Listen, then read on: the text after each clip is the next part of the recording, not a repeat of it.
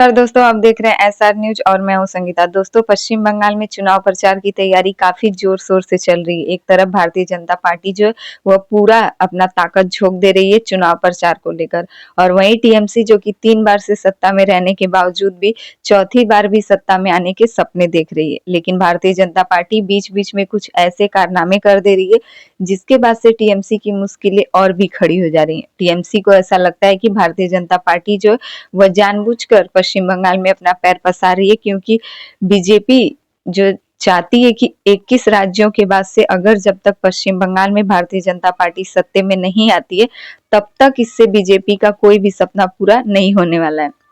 इसीलिए भारतीय जनता पार्टी जो है वह हर जगह से बंगाल में सभी हिंदुत्वों को घेरने की पूरी कोशिश कर रही है।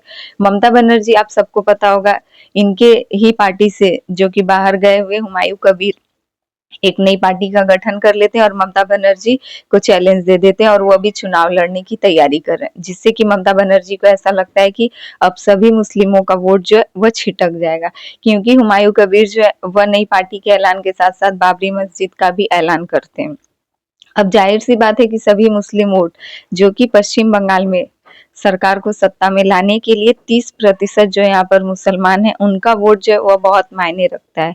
तो जाहिर सी बात है कि ममता बनर्जी यानी कि टीएमसी को भी सत्ता में लाने का कहीं ना कहीं मुसलमानों का वोट जो है वह बहुत मायने रखता है।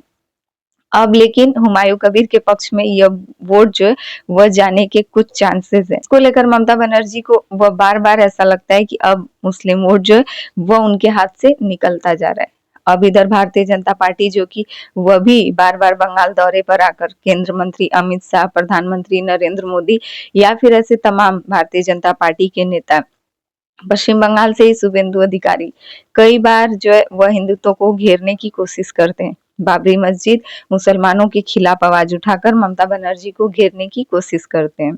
यह खबर निकलकर हम सबके सामने आ रही है कि पश्चिम बंगाल में जो है वह बिहार जैसी ही रणनीति अपनाई जाने वाली है। बंगाल के चुनाव में जो है वह बिहार जैसा ही चाल भारतीय जनता पार्टी चलने जा रही है।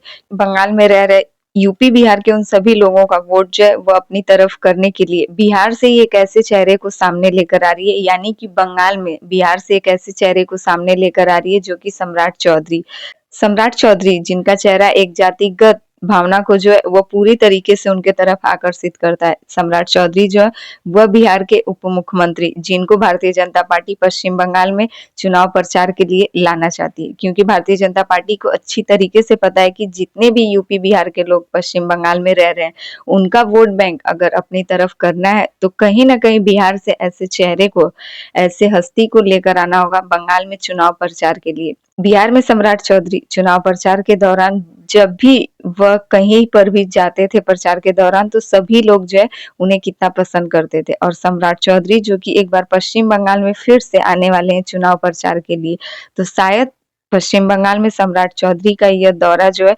वह कहीं ना कहीं भारतीय जनता पार्टी के लिए जो है वह फायदेमंद साबित हो। और ऐसे कई सारे अभिनेताओं को जो है वो भारतीय जनता पार्टी पश्चिम बंगाल में लाना चाहती है, क्योंकि भारतीय जनता पार्टी बंगाल के सभी हिंदुत्वों को जो है वह टारगेट एक निशाना बनाकर सभी का वोट बैंक अपनी तरफ करना चाहती है। इधर मुख्यमंत्री ममता बनर्जी जो कि मुसलमानों के वोट छिटक जाने से काफी ज्यादा परेशान है। अभी कुछ दिन पहले ममता बनर्जी ने महिलाओं को लेकर एक योजना जो कि उनका बहुत पहले से ही चलता आ रहा है, लक्ष्मी भंडारी योजना, उसमें की जो राशि थी 1,000 रुपए से वह धनराशि ममता बनर्जी जो है वह 1,000 से 1,500 रुपए यानी कि 500 रुपए उसमें बढ़ा देती हैं, जिससे कि पश्चिम बंगाल की सभी महिलाएं काफी ज्यादा खुश नजर आती हैं। जिस पर कि भारतीय जनता पार्टी के नेता शुभेंदु अधिकारी भी बीच में जानबूझकर एक ऐसा ऐलान करते हैं कि अगर हमारी पार्टी, अगर हमारी सरकार सत्ता में आती है तो सभी महिलाओं को 3,000 रुपए करके मिलेंगे। यानी कि बिहार वाला ही जो तरीका था वह लोग जानबूझकर पश्चिम बंगाल में भी अपनाना चाहते हैं। बिहार चुनाव से पहले सभी लोगों के खाते में 10,000 रुपए डाले गए थे, जिसका रिजल्ट, बिहार चुनाव का रिजल्ट जो है वो आप सबके सामने था कि कैसे सभी लोगों के अकाउंट में पैसे जाते हैं और जो है वहां पर एनडीए की सरकार फिर से आती है। सेम वही खेला जो है वो इस बार भारतीय जनता पार्टी बंगाल में करने जा रही है। अब एक खबर यह भी निकल कर आ रही है कि भारतीय जनता पार्टी जो है वह एक नई स्कीम के तहत सभी महिलाओं को 2500 रुपए देने की ऐलान करने वाली है। तो क्या इससे टीएमसी यानी कि ममता बनर्जी के ऊपर भारतीय जनता पार्टी के इस ऐलान का कोई भी असर पड़ेगा? क्या ममता बनर्जी सभी महिलाओं और मुसलमानों का वोट अपनी तरफ करने के लिए दिन-रात मेहनत कर रही हैं, सड़कों पर उतरकर चुनाव प्रचार कर रही हैं? क्या इस पर भारतीय जनता पार्टी पानी फेर देगी? इन सभी को लेकर आपकी क्या राय है? कमेंट करके ज़रूर बताइएगा।